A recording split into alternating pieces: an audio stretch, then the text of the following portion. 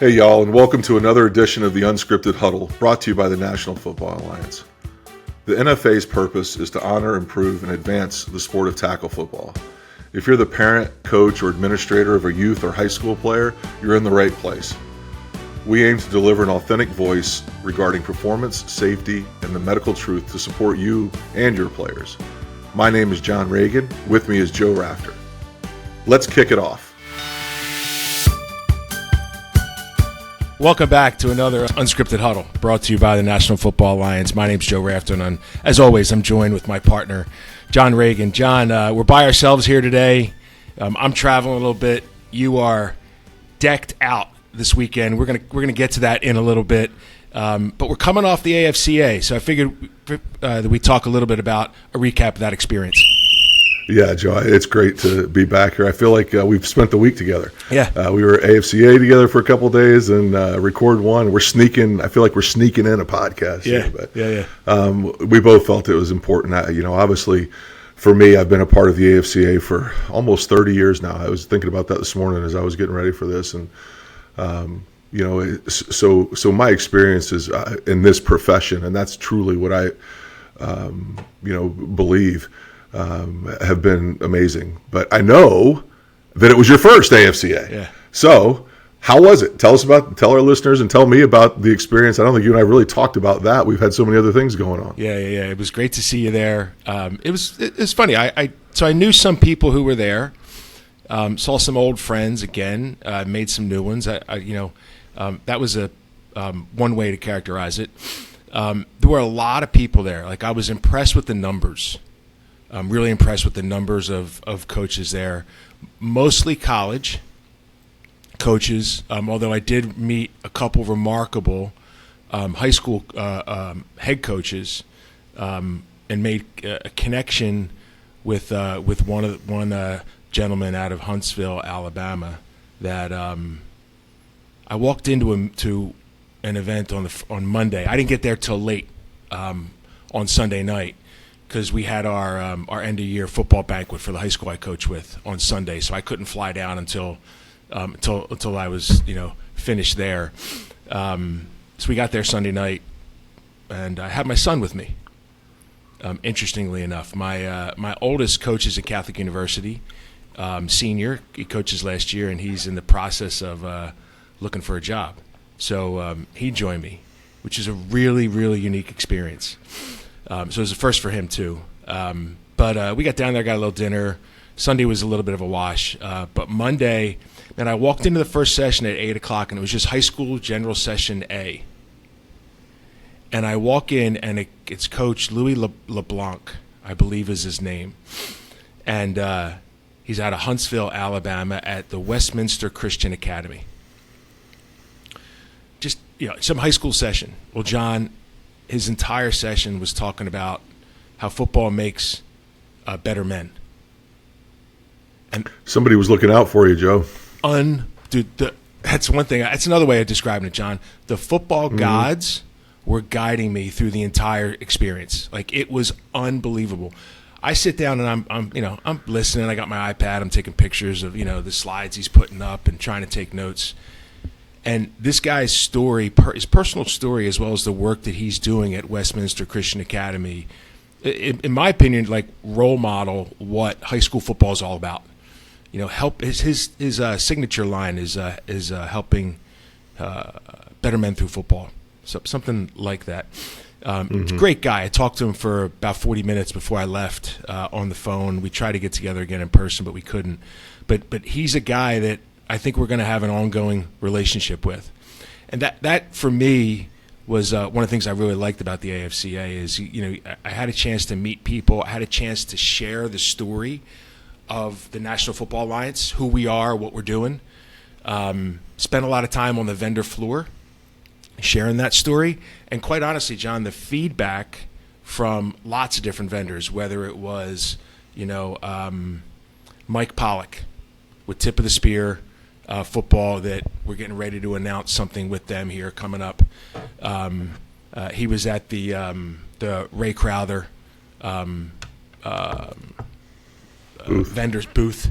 Whether it was at Just Play, connecting with those guys and checking out that really cool software to elevate, I think from a youth and high school level, kind of, provide more standards of coaching, all the way to, I met guys at The Zone, which is a new app, and it's all about mental health for athletes, and being in the zone where you're in a positive state of mental health. We're gonna have some more conversations with them. So it was really, really great seeing the football industry, right? Like, where in the world can you go to get a perspective of the industry of football? Yeah, it really is. I'm glad you enjoyed it. Honestly, I know it was the first time you'd been there. I know it was the first time that your son had been there, and so it was great to see you guys there. Obviously, for me, very different experience for a lot of reasons. One, I was there from a professional standpoint, not and by that, two standpoints, right? One, work I do and W-2 work I do with a company, and then second, the profession of coaching football, and trying to promote that story, and for me,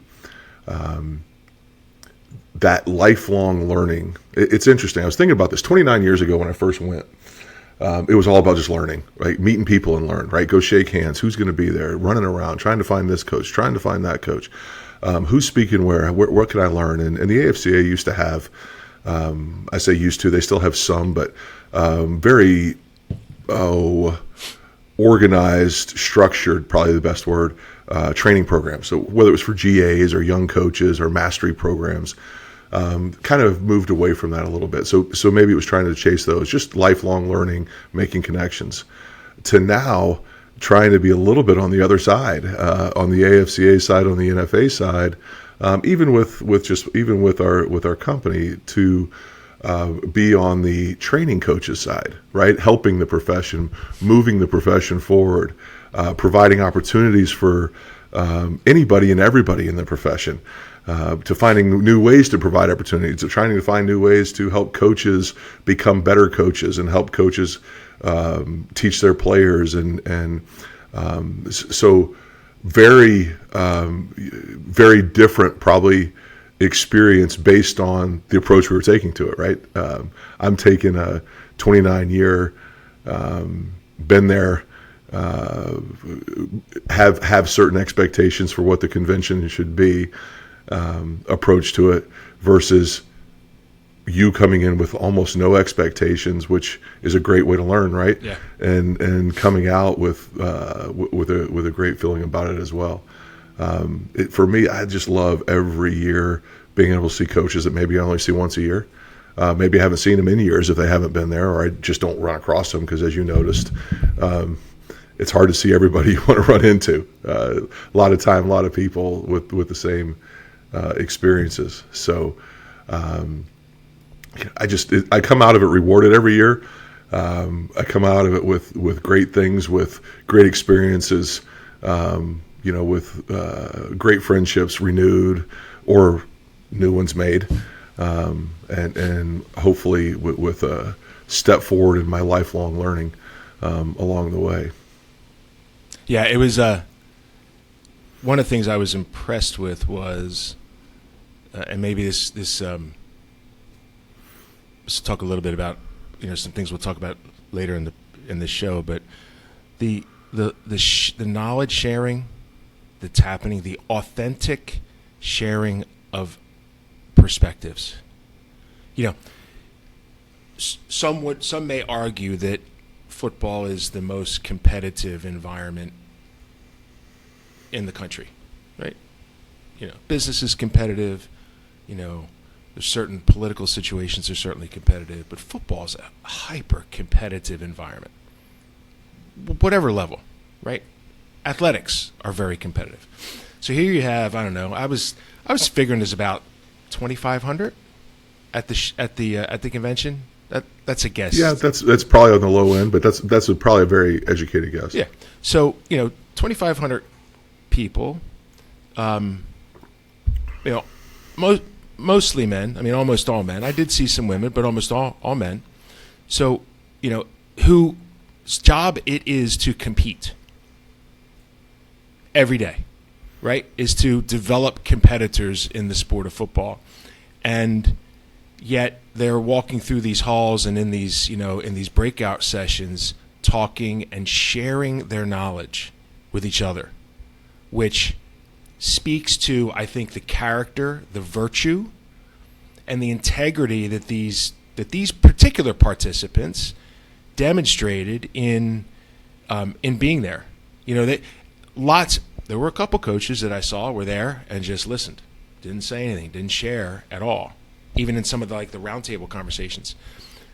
But there were so many coaches that were just out there like, well, this is how we do it. Here's our philosophy. Here's our approach.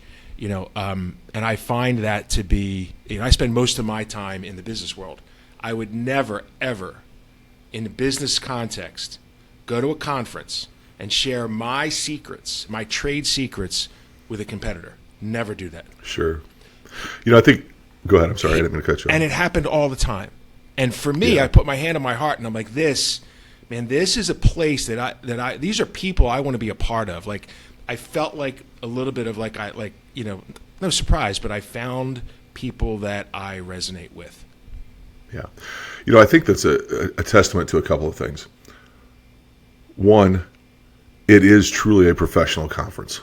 Yeah. And so hopefully, you would like to think that any profession that maybe it's not the trade secrets, but it's the fact that, hey, we want to learn, we want to grow together, we want to make our profession as strong as it possibly can. So I hope it speaks to that. The other thing personally that I think it speaks to, and I'm going to go on a little mini tangent here, which I do my best not to do, but and that's that maybe it's not maybe the X's and O's, how you do things, isn't the trade secret to winning. Maybe it's the reality of how we need to raise young men and how you get to a point where you let your players win. Where and maybe it's not as I mentioned, not the X's and O's that win, but the players executing really strong fundamentals with a strong bond, rowing in the same direction. You talk about the ultimate, maybe the most competitive, but I'll say the ultimate competitive environment, whether it's the most or not. You get on every single play, 11 players physically exerting themselves. Well, 10 quarterbacks don't count, but physically exerting themselves while Jaden Daniels would argue. I was going to say there's a couple quarterbacks yesterday no argue doubt, that. But teams every player physically giving everything they have on every single play for the other 10 guys. Yeah. Not just for them, for the other 10 guys, for owners, for fans. So whether it's the most competitive or not, I think it's one that is a unique.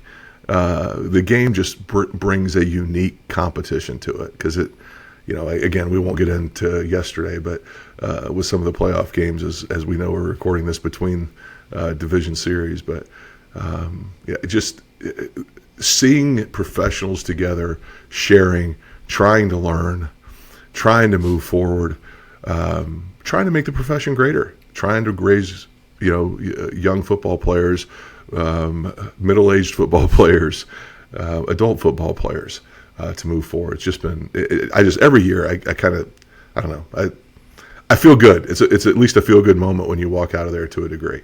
All right, I got to take us a second down. Hold on. I appreciate the shout. Oh yeah, go ahead. I appreciate the shout out to the middle-aged football coaches. The other thing, and we've talked a little bit about this, but the football coaching as a profession, right? It is an apprentice-based model. From a developmental perspective, like you don't go and get a degree in football coaching, right? It's an apprentice-based developmental process, which means you start and you study and you work and you get mentored and coached by the staff that you're a part of, right? Which might be your high school, your college, or your youth program, and the only development you're going to get is what you get from from being a part of that particular staff, right? And so where and how do you, as an apprentice, get perspective and get development beyond your immediate, leadership? I think the AFCA is a valuable place to go and get that education. Because, in the world of business, when I consult with my clients, it's very easy to get insular. It's very easy to stay, I just need to do what I need to do in my business or in my industry. And what I'm always trying to do is to innovate business models. You always got to look outside yourselves to the competition. You got to look outside your industry to other, the oil and gas business can learn things from the financial services business, believe it or not, right? They can't learn content, like deep content of how to procure their assets, but they can learn customer experience, right? There's other things, there's ways you can look to other industries and innovate. And I think in this case, football coaches, at least for me, I know I did, and I'll get into this in a little bit, I learned because I went and I sat and I heard another football coach talk about his experiences and the way he does things, and I went, you know what, I like how he does that. I'm switching from 3 points of contact when I coach my running backs to 5. Simple, stupid example. Yeah, probably not stupid, but I agree with you. And it's I think it's unique too. I'm not going to be afraid to bring this up every time it comes up, but a little unique to both of us since both of our sons are trying to pursue this as a profession as well. So I think that apprenticeship model is a great reminder for them moving forward. So, okay, so moving into second down here, going a little bit deeper, maybe more specific. Without the full takeaway necessarily of it, great experiences, great speakers, subject matter. What were some of the things and the dimensions of the game that you witnessed while you were there, that you were a part of while you were there? Shoot, maybe it was in the convention hall floor. Yeah. So the speakers that I really, really appreciated, Coach Louis LeBlanc from Westminster Christian Academy, fantastic individual. And just on a side note, this is crazy. Westminster Christian Academy is associated, I believe, with Westminster College, which is where my mother graduated from when I was living in Alabama. As crazy as that is, that's how small this world is, Joe. It is. All right. Plus, it is less than 5 miles. And you've heard me talk about playing for the Danley Bees. The Danley Bees, right? Yes, it's less than 5 miles away. That's the football gods. The football gods looking for us. Right. Okay, sorry, I interrupted. So, and then the other session that I went to was, I referred to it earlier, Coach Joanne Lewis from Alabama State, coaching running backs. I'm a lineman, right? Now I head coach junior varsity high school football, which means I have to coach every position to some extent. And I don't know a lot about running backs. So I went to his session Wednesday morning, and he had a great session. Man, so many drills, so much so many things for me to learn as a middle-aged, aspiring coach, I'll call myself. I mentioned earlier, right? I'm going with a 5-point contact now. Tell me, what is 5 points of contact? So, he said, guys, most of you probably familiar with 3 points of contact. Hand, inside arm, inside of the forearm, and the body. He said, I coach 5 points of contact. He said it's you got to have your nose over the finger of the ball. You have to have your fingers over the nose of the ball. So you got to fingers is 1 point of contact. Then he's got the hand as the 2nd point of contact. I hope I get this right, Coach. Then I got to look at my notes. I took a lot of pictures. He saw me picking up my iPhone the whole time, or my iPad, taking pictures. Fingers, palm, inside arm, body, and then elbow to cover the back nose of the ball. Mm-hmm. Right? And hold the ball up high. High and tight. High and tight. And this is the one thing that I definitely remembered. When you go in for contact, what do you do with that other hand? You take the other hand, you put it on the wrist, and you squeeze, right? You don't change how you're holding the ball. You don't grab this hand up top. You grab that wrist and you squeeze that ball in. Those are all new things for me, right? So he was fantastic. John, I was so moved. I got in line to go see him afterwards. I gave him a hat. I said, here's the National Football Alliance. I introduced myself. I said, we'd love to have you on the podcast. So, Coach, if you're listening, I know we've agreed. That's it. I gave him one of the new ones. If you're listening, Coach, and he's agreed. So we'll set up some time, and our audience will get a chance to hear directly from him.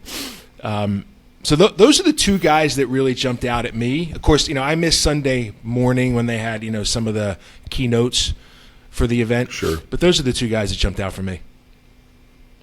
Yeah, I will say this from my standpoint. I was not able to sit in on many of the sessions, having to work a little bit. But I was, and I'm going to bring in it, obviously, with the opportunity at Just Play as a corporate sponsor. And so the opportunity to moderate 2 coaching panels for me was phenomenal because, like our show, they were unscripted. Yeah. I mean, I did give the coaches a few ideas of things that I was going to ask about.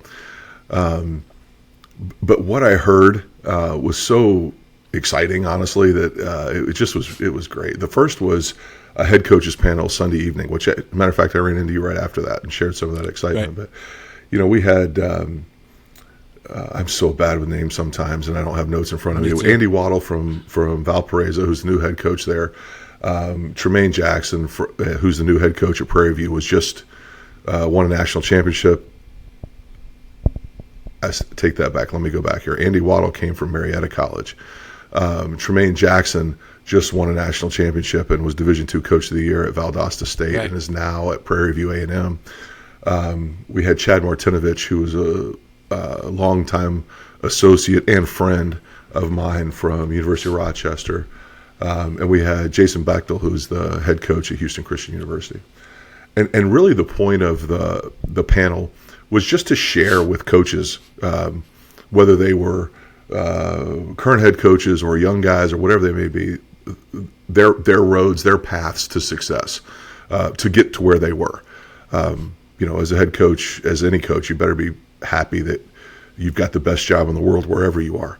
But to hear them speak about the things that were important to them in their successes, whether their team was winning a national championship or their team was playing 500, whether they had a path that was a rise from assistant to coordinator a couple places and then becoming a head coach at a smaller school and a larger school, or being a head coach and being a high school head coach and then being a college assistant and then being a high school head coach and then being a college head coach and then being a high school head coach. I mean, whatever the path, to hear the factors that mattered were the experiences of their players, what their players were doing after they stopped playing, and the work that they were doing and the things that they had learned along the way really do matter. Was just that was awesome. It really was for me. The second panel was different. We were as a company trying to put together some thoughts on what would be something that hasn't been done, and the term or the role of an analyst, and I'll do it with analyst, right, has taken on new meaning in college football. Kind of lumping together the roles that people think of as graduate assistants, quality control, analyst, senior analyst, special assistant to the head coach. I mean, all these different roles, right? They're not considered full time, but have great impact on young men.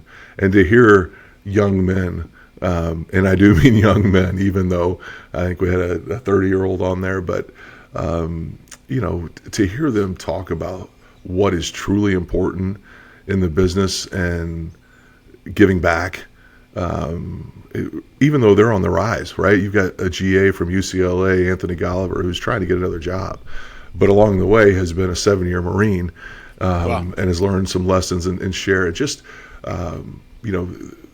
those two panels were just really unique for me. And that's really the most of the time I got in what I would call educational seminars, was being educated by moderating them, asking questions and learning a ton from them. So that, and then for me, as I mentioned earlier, just always being able to connect with friends, people in the industry, running into, I mean, here's a guy who's right now the NFL is at their highest in playoffs and traveling all over the country, and being able to run into Roman Oben, who is a senior vice president with player development, whatever his title is, but whose son I recruited, and both sons I actually recruited, and so just being able to run into old friends and see how people are doing, just amazing experiences for me each year. It's I sometimes dread getting ready for the AFCA because I know it's going to be 3 days of exhaustion. I think when I saw you Sunday night, you look pretty worn out. I was worn through after being in the convention hall all day and talking to coaches and running a panel, and my feet hurt, and I'm getting old, and so not a shape, all those things. But at the same time, 72 hours later, I go, oh, I wonder what convention is next year, and start looking forward to that. Yeah, I'm putting on my annual rotation for sure. I will definitely. Great. Yeah, I was actually thinking when I saw you and Joe there that it's probably time after my son's sophomore year to get him moving on that. Yeah. To at least experience it, to make some connections and get things going early in his college career, knowing that his coaching is something he wants to take seriously. So. Yeah, I think it's a must do for an aspiring coach. Yeah. All right. Third down. Right on. It's amazing when you and I start talking how quickly time flies. I'm sitting here looking at the clock, counting up, going, "My gosh, we're only halfway there, but we're more than halfway there." So you came into it with few expectations, but probably some, whether spoken or not. Yeah. What was? You can do it however you want to, whatever orders, but at least one disappointment and at least one or two greatest takeaways.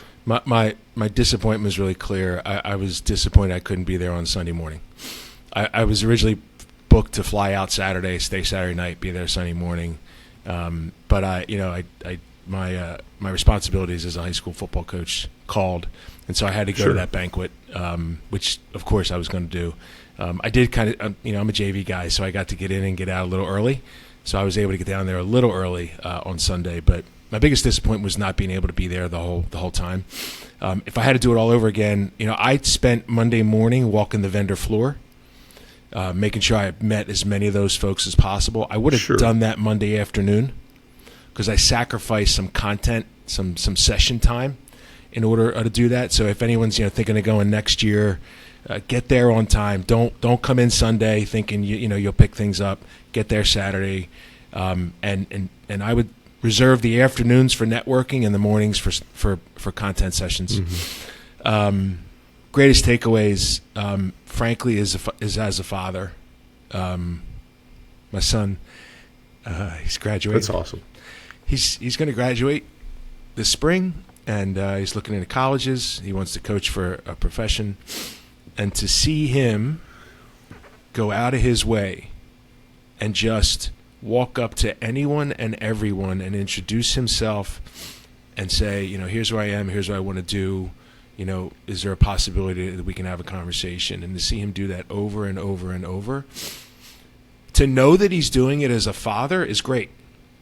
Yeah. But I actually had a chance it was one situation, and we were pretty separate the entire time. We didn't, I think I bought some lunch and dinner for him, but otherwise he was off doing his own thing. He showed up at mealtime. Yeah, he showed up at mealtime, right. But otherwise he was doing his own thing.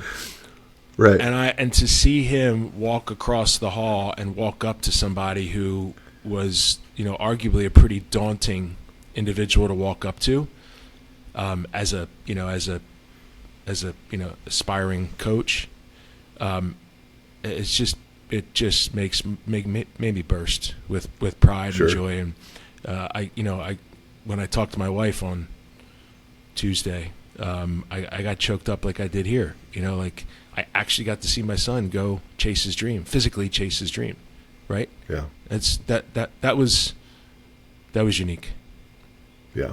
I will say this, it was when we connected Sunday night after the head coaches panel, I think it was 8:30. Yeah. Right? It was 7:30 panel, so it was 8:30. You had just gotten there and got to meet Joe in person for the first time.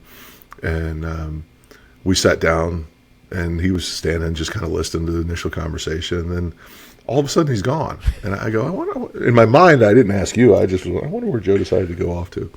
There was a bar open, so I thought maybe he went over and grabbed a drink or whatever. And next thing I know, he's standing outside of a buzz session that he probably initially had no idea what it was about, but he just wanted to go learn and listen. And that is a great way to get started, right, in the business, to just say, hey, you know what, I'm going to introduce myself to everybody and anybody, and I'm going to go learn and I'm going to listen. And saw him again Tuesday morning. He was There are not a whole lot of people that go to sessions on Tuesday morning after Monday night. It seems to be a big night. It used to be because of the national championship game, but calendar changed. But he was there listening to that analyst panel. He was part of the group. That panel really turned out well, and he was part of the group that afterwards stayed and talked to each other for.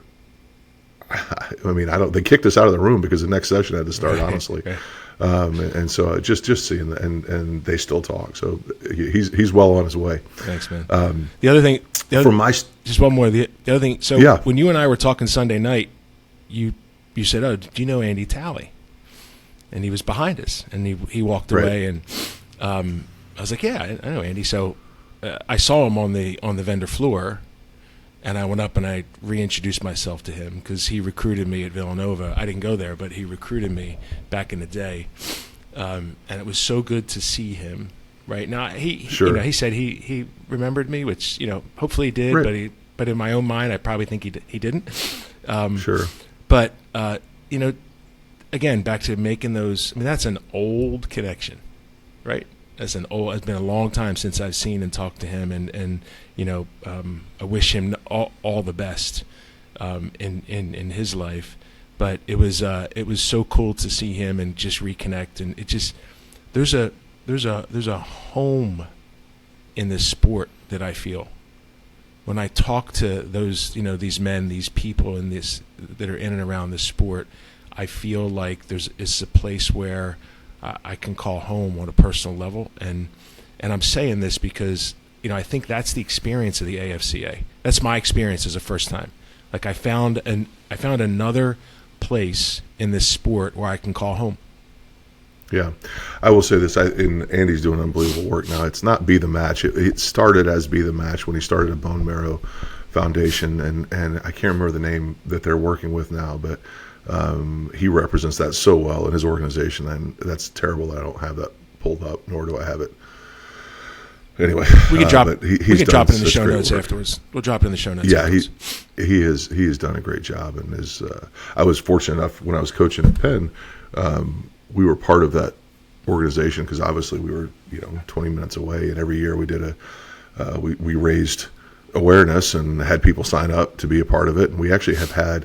Over the years, 2 players from those teams that have donated bone marrow and saved lives. Just an amazing program that he started. Wow. So, how about you, John? I will say this. Yeah, my probably my one disappointment is going to sound surprising based on your thought, but it's deeper than just the disappointment itself, and that's the attendance. As many people as were there, and if there were 2,500, I think in the past we've been somewhere in closer to 4,000 or 5,000, and it depends on. Attendance always depends on where it is. You're on the East Coast, so now it's all the way across the country for the West Coast. It seems to be a little bit higher when it's in Nashville and San Antonio. I think we get a much higher population of Texas coaches that are coming, and you're in the middle of the country, easier to get to maybe. I don't know. I've got all these theories that probably none of them really matter. But the piece that really that is a little frustrating, and that something has to be done, not for the AFCA attendance, but just in general, is the recruiting calendar in Division I football. Just the fact that there were a lot of coaches not there on Sunday because they were still having official visits. They had mid-year transfers or mid-year enrollees on campus for official visits. And when the calendar is set up the way it is now, the NCAA is run by presidents and coaches, so you can't, you got to point at yourself first, right? But as coaches, when the calendar's set up that way, I think what happened this year a little bit, no recruiting in the FBS level in December, so you only have the month of January to go on the road and make contacts. You have an open period right from the January 2nd through the Saturday, and then you can have recruits on campus, and then you've got a 3-day dead period because of the AFCA, and then you go back on the road on Thursday. Man, I'll tell you what, it's hard on coaches. And for 3 days, if I get a chance to spend 3 days with my family after coaching bowl game through a bowl, it's just hard. I think we've got to address that somehow as a profession to make that to make those dates available, to make that experience available to as many people as we can. Not a knock on the AFCA, not a knock on coaches. I think the change in the national championship and the CFP, I think that has something to do with it as well. Yeah. You still got teams playing. Right. I mean, you got 2 schools that weren't coming, period. Right. You got 2 other schools that probably didn't plan to come because they were hoping they were going to be involved in the national championship. And so, they're coaching all the way through the weekend before. They may be some time off. So that probably was my biggest disappointment. But completely overshadowed by listening to coaches talk. Yeah. Listening to coaches talk about how, as my greatest takeaway is that we've got young men in this profession that know that it's about giving back. That's how they're going to, whether it's giving back of time or an effort directly, or if it's just through their coaching, that what they're doing is serving players in their pursuit to be as good a player as they can possibly be. Completely overshadowing how my disappointment in the attendance, because I think that will go so much further as a coach, as a leader, as human beings. You want to honor the sport of football, give back. Give back. Right? Yeah. Give back. I mean, and whatever little bit that might be, whether it's a financial give back, whether it's 15 minutes, whether it's going to support a game, whatever it may be, give back and honor the game, because it really was amazing. Before I forget, I do want to tell you, now that you're a member of the AFCA, all of those sessions, every single session is recorded and is in the digital AFCA library that you as a member now have access to. Nice. So if there are things you didn't get to, you can There's get back to. There's a couple high school sessions I want to go back to and check out. I will definitely. Thanks for that. Yeah, there's a couple panels you need to check out too, and see if the moderator is worth a grain of salt. It could give me some more content for this podcast for sure. It could be maybe bloopers and B-roll stuff that might give you some ideas as we go there. All right, man. So should we get to 4th down? Yeah, I guess we got to keep this thing moving. So, and it's that time of year. So it is. So 4th down, and I'm we talked about awareness earlier, and when we first got on here today, I saw that sweatshirt you have on, and as you said, we are in between the divisional weekend, and my Eagles have yet to play today, but tell us a little bit about that sweatshirt that you're wearing. Yeah. So people ask me all the time, who's your NFL team, right? As soon as they know I coach football, who's your NFL team? And I grew up a Cowboys fan. In my young life, my whole family's from Texas. You were either a Cowboys fan or a Houston Oilers fan at the time. So I was a Cowboys fan. Decided, I don't know, when I got old enough to really make decisions and look at leadership and stuff like that I was not a Cowboys fan anymore. I really haven't had an NFL team for 2 decades.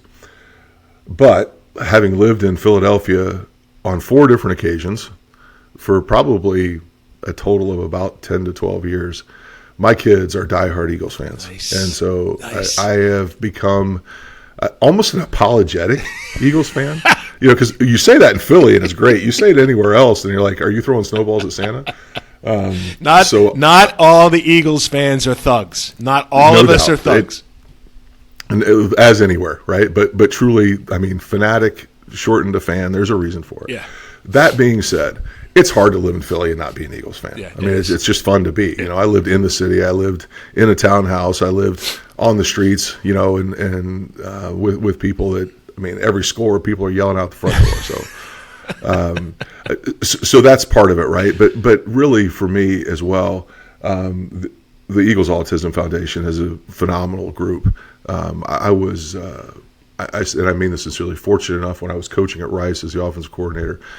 We had a young man on our staff, Billy Lynch, got 2 brothers that are still in coaching. One's the head coach at Butler, one's an analyst at A&M. His dad was Bill Lynch, was the head coach at University of Indiana, Ball State, different places. And Billy's son, Max, is autistic. And so we used to, my favorite show on television was Big Bang Theory for a long time. And Sheldon was one of the first, if not, I don't know, at least openly autistic characters in a comedy. And Max was one of my favorite people.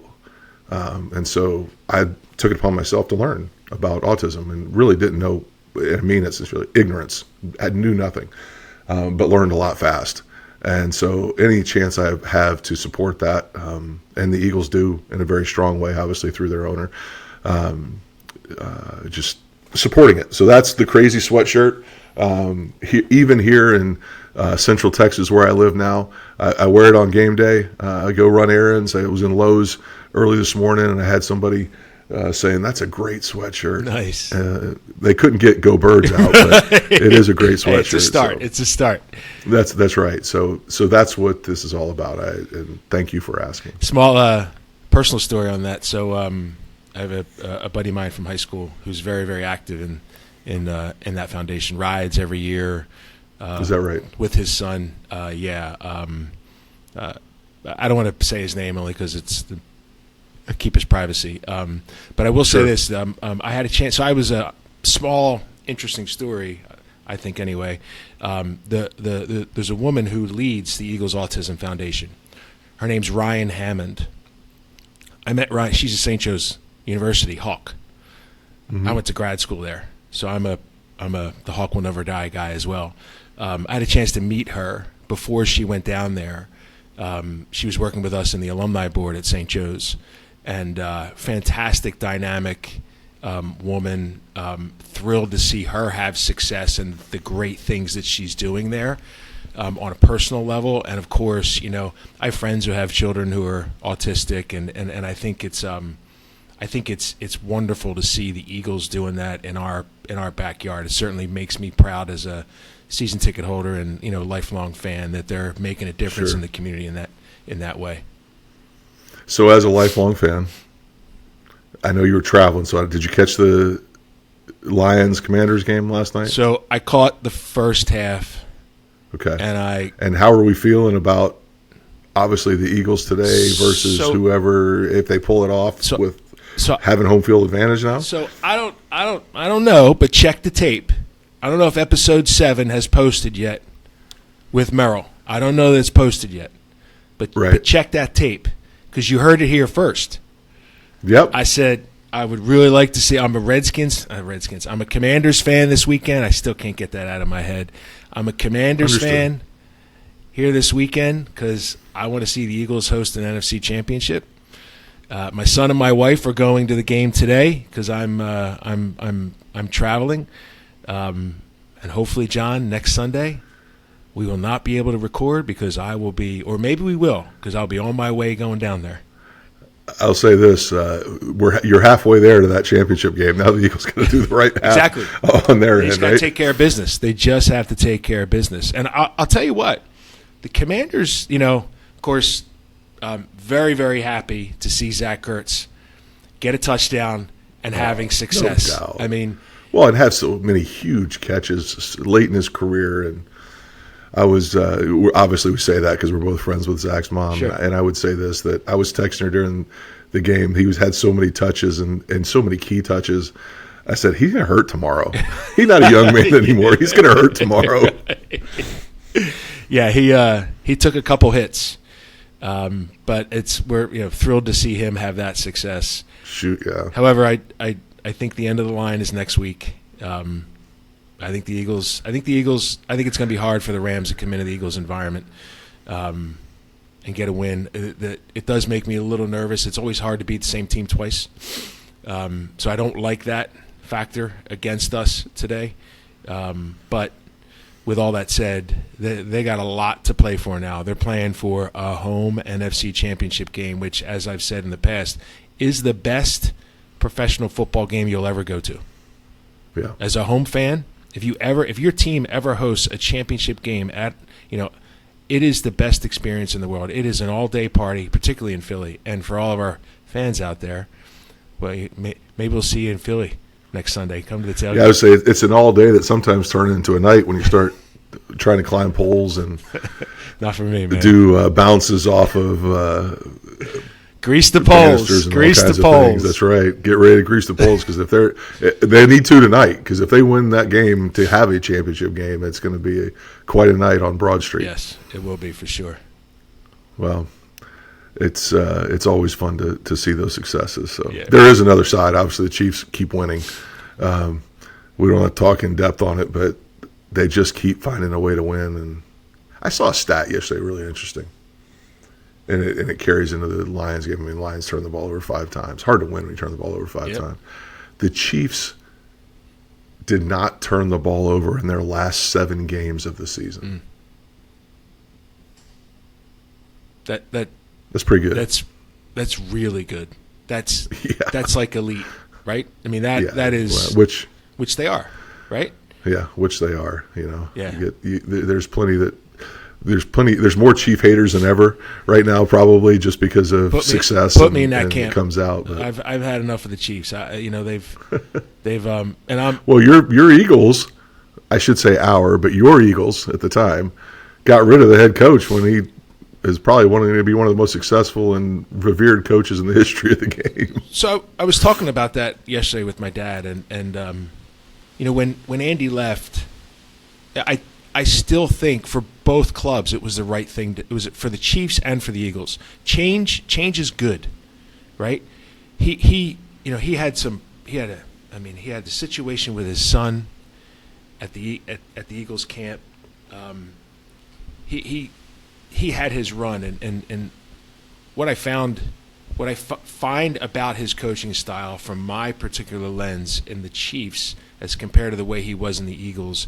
In the Eagles, he was very, very rigid and stuck in his ways. It was the system, and he was running the system. When he got to Kansas City, I think I've seen some more flexibility, some more dynamic thinking, some more innovation in the system, and I think I think that's the change that happened between Philly and Kansas City, and he's having a lot of success. Yeah, and I'm genuinely happy for him. Yeah, I mean, honestly, it's all about a match, right? Leadership and those you're leading, it's got to be the right match. Whether it was or wasn't in Philadelphia, it obviously is in Kansas City.